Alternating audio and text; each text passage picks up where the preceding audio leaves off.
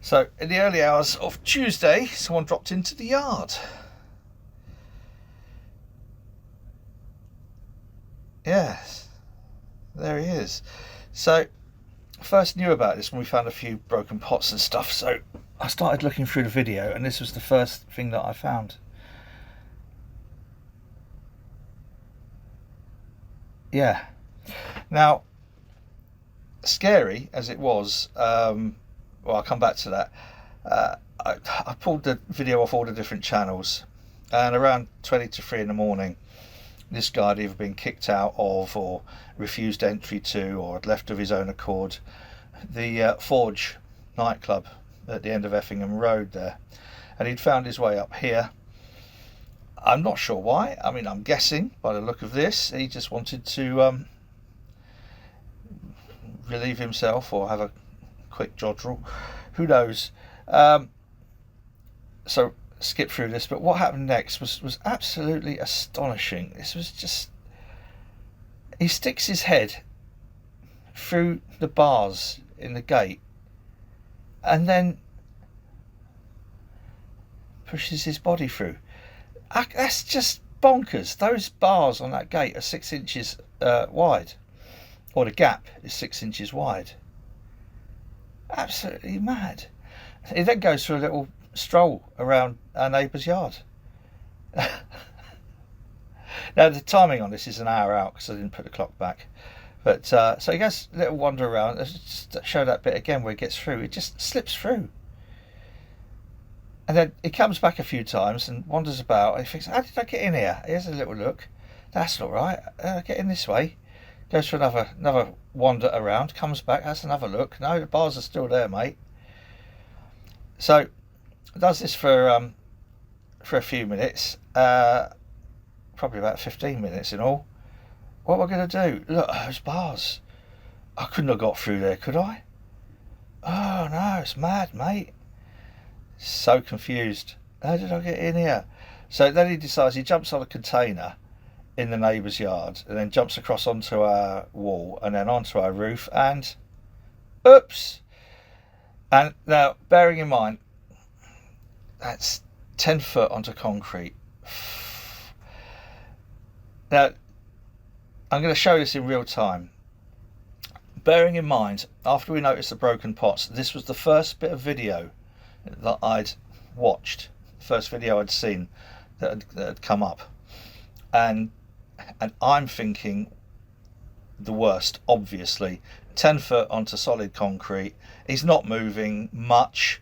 Has he got a serious head injury? Has he broken something? He could have broken his neck. All sorts of things. I mean, I knew there probably wasn't substantial broken skin injuries, because we'd have seen the claret on the car park in the morning. All we found was broken pots. But he could have had a head injury, serious head injury. So this is still now. So I'm watching this. I'm actually watching this as we're going to have a COVID booster, and I'm watching this in the car, and I wasn't driving, by the way, and I'm thinking, whoa, what's happened here? This is just. I'm thinking, did he crawl under the truck? Is he still under the truck? Is he, has he managed to stumble? What? I just didn't know. This is still going on.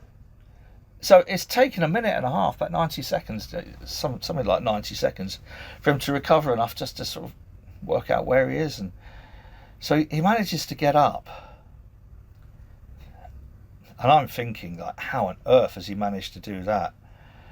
You're kind of like expecting sort of the worst, really. But he seems a little bit dazed, but he seems fine. Fine enough to wander over to the side of the canal. A bit wobbly, but so would I be if I'd fallen 10 feet onto concrete. And then he falls onto the wharf. He falls onto the landing stage.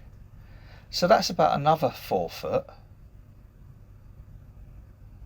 And he's bloody lucky, because if he'd have fallen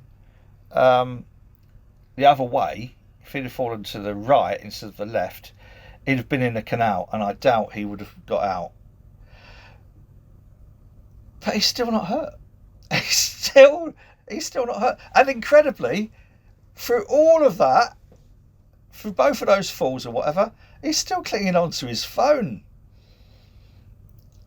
Just stunning.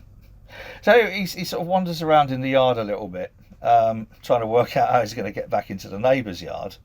And he actually climbs up just out of camera, we think. From there, he then moves back over to the right. But then he gets back into the neighbour's yard, and we think this is where he's knocked a few of the pots over as he's trying to get out.